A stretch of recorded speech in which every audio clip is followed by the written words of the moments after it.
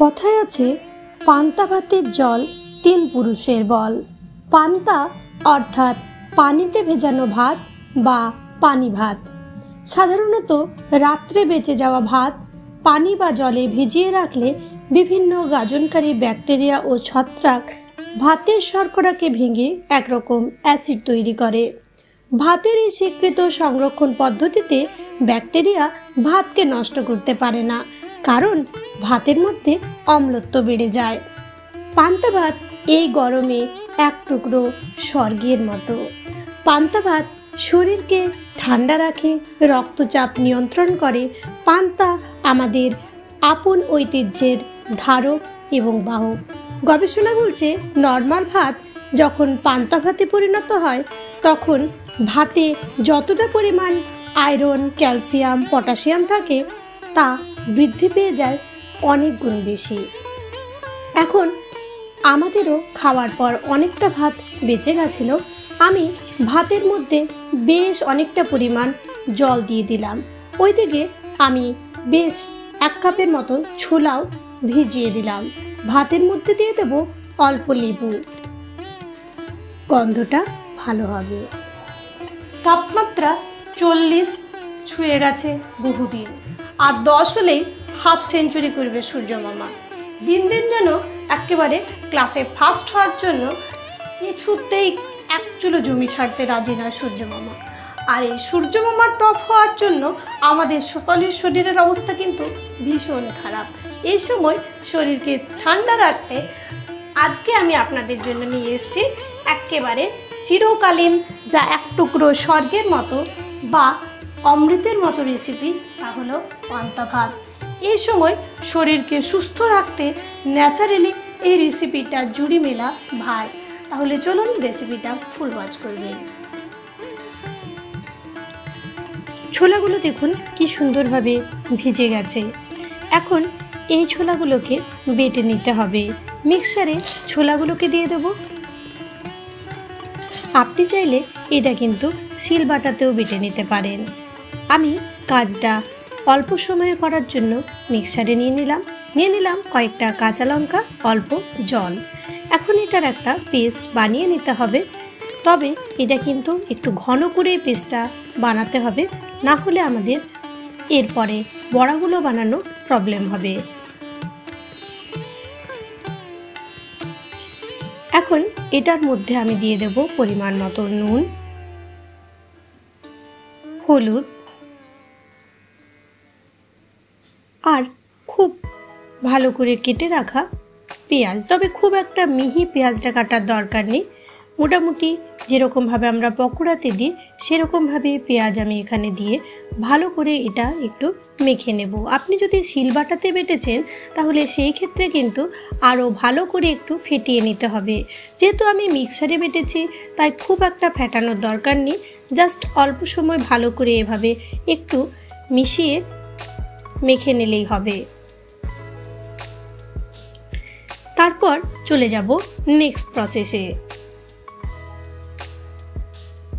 তবে অবশ্যই ভালো করে এটা মেখে নেবেন। এখন কড়াইয়ে গরম করে নিয়েছি হোয়াইট অয়েল। আপনি যে কোনো তেল নিতে পারেন। তেলটা ভালো মতো গরম করে আঁচটাকে কম করে দেব। তারপর আমি এখন এগুলো পকোড়ার আকারে এখানে অ্যাড করে দিচ্ছি। ছোলার ডাল ভীষণ হেলদি। সবসময়ের জন্যই ছোলার ডাল কিন্তু ভীষণ হেলদি। আর এই গরমে ছোলার ডালের গুণ তো বলার অপেক্ষা রাখে না। আয়রন, ফাইবার, প্রোটিন সমস্ত কিছুতে ভরপুর ছোলা। আর এটা কিন্তু কোলেস্ট্রল, ব্লাড প্রেশার আছে এমন রোগীকেও দেওয়া যাবে। আবার যে ছোট বাচ্চা তার জন্যও ভালো। বিশেষ করে মেয়েদের জন্য আয়রন থাকার জন্য ছোলা কিন্তু ভীষণ উপকারী। তো আমি দিয়ে দিলাম পকোড়াগুলো। এখন একটা পিঠ ভালো করে ফ্রাই করে নিতে হবে লো ফ্লেমে। এটা একটু সময় দিতে হবে, না হলে কিন্তু ভালো করে সেদ্ধ হবে না।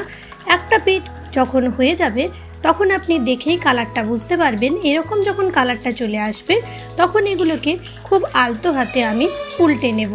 আমি ট্রাই করেছি এখানে খুব কম তেলে ফ্রাই করার। এই গরমে বেশি তেল মশলার খাবার খেতে কিন্তু একেবারেই ভালো লাগে না। আপনি চাইলে এগুলো ডুবো তেলেও ফ্রাই করতে পারেন। আবার পরিমাণে এগুলো এতটা না দিয়ে একটু কমও দিতে পারেন। উল্টে পরে এখন কিন্তু আঁচটাকে আমি মিডিয়াম করে দেব, যাতে করে এগুলোর মধ্যে একটা ক্রিস্পি ভাব চলে আসে। প্রথমে লো ফ্লেমে এগুলো সেদ্ধ হয়ে যাওয়ার পর মিডিয়াম ফ্লেমে রেখে দিতেই এগুলো দেখুন কি সুন্দর হয়ে গেছে। এখন আমি একটা পাত্রে রাখছি, আওয়াজ শুনে নিশ্চয়ই বুঝতে পারছেন যে কতটা ক্রিস্পি হয়েছে। এই সেম প্রসেসে আমি বাকি যে পকোড়াগুলো আমার বাকি আছে সেগুলো আমি ফ্রাই করে নেব। সেম একই টেকনিক এখানে আমি অ্যাপ্লাই করে পুরো পকোড়াগুলোই রেডি করে নিলাম। ক্রিস্পি আর দারুণ টেস্টি আমার পকোড়া কিন্তু রেডি হয়ে গেল। এবার চলে যাব পরবর্তী প্রসেসে। আপনি অন্য যে কোনো ডালেরই কিন্তু এই বড়াটা বানাতে পারেন, আবার বেসনের বড়াও আপনি বানাতে পারেন। এখন আমি নিয়ে নিয়েছি কয়েকটা মাছের পিস। এখন এগুলোতে হলুদ আর নুন দিয়ে আমি মাছগুলোকে ভালো করে এদের গায়ে হলুদ নুনটা মাখিয়ে নেব। আপনি যে কোনো ছোটো মাছ বড় মাছ চাই নিতে পারেন। আমি এখানে ছোট চারাপোনা একটা কেটে সেটাকে ফ্রাই করছি। ওই তেলের মধ্যেই আমি প্রথমে মাথাটাকে ফ্রাই করে নেব।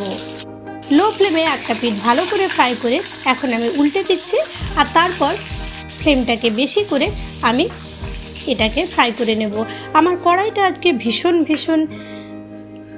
নোংরা লাগছে, ক্ষমা করবেন, কারণ বারবার বিভিন্ন ফ্রাই করছিলাম, তো সেই ক্ষেত্রে এই কড়াইটার এরকম কালার ধরে গেছে।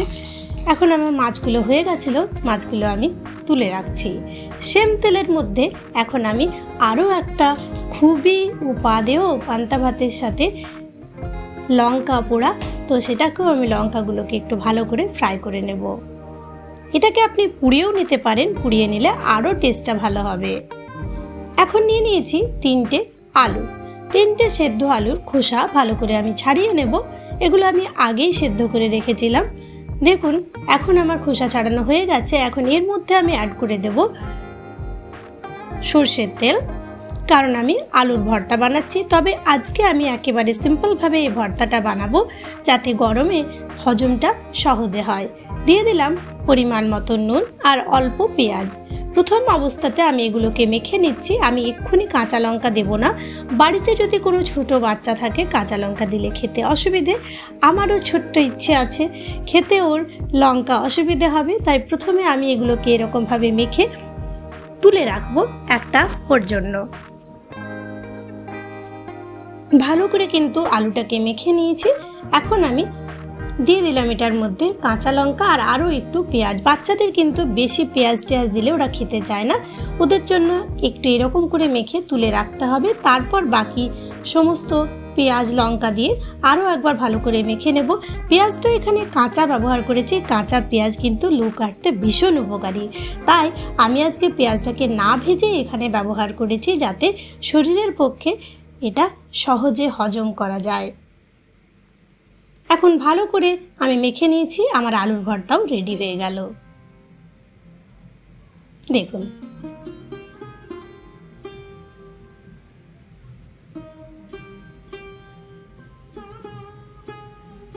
তারপর আর কি, মাটির সোদা গন্ধে পান্তা ভাত পরিবেশনের পালা।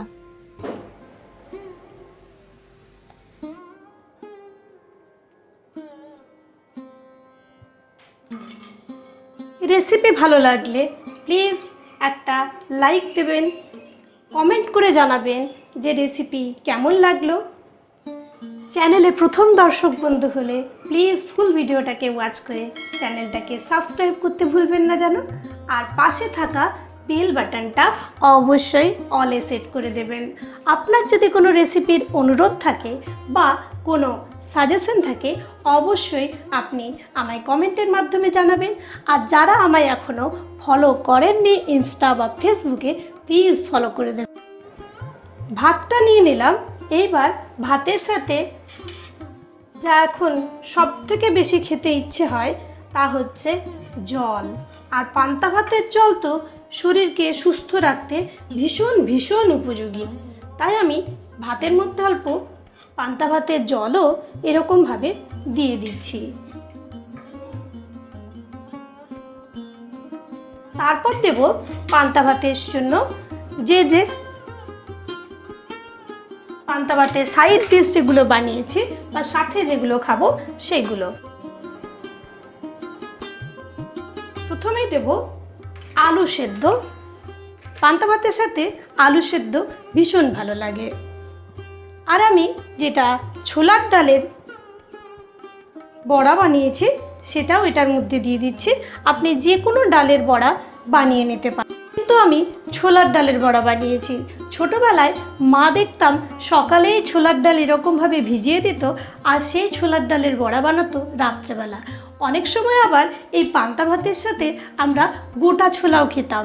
নগর সংকীর্তনে যে কীর্তন হয় সেই কীর্তনের পরে গোটা ছোলা দেয়, আমরা কি করতাম সেটাকে এঁঠো করে তারপর ভাতের সাথে খেতাম। ভীষণ স্মৃতিমধুর একটা রেসিপি কিন্তু এই পান্তা ভাত।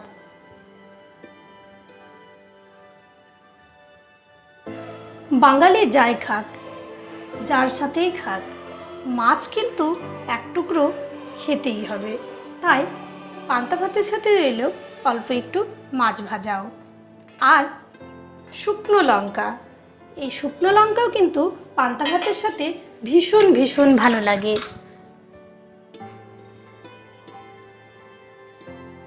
কাঁচা পেঁয়াজ এই সময় শরীরকে সুস্থ রাখতে যেমন কাজে লাগে, তেমনি পান্তা ভাতে এর স্বাদ কিন্তু ভীষণ ভীষণ ভালো লাগে। বাড়িতে ছিল একটু শসাও, কেটে নিলাম সেটাও, আর সেটাও আমি এখানে সার্ভ করে দিচ্ছি। আর দেব অল্প একটু লেবু।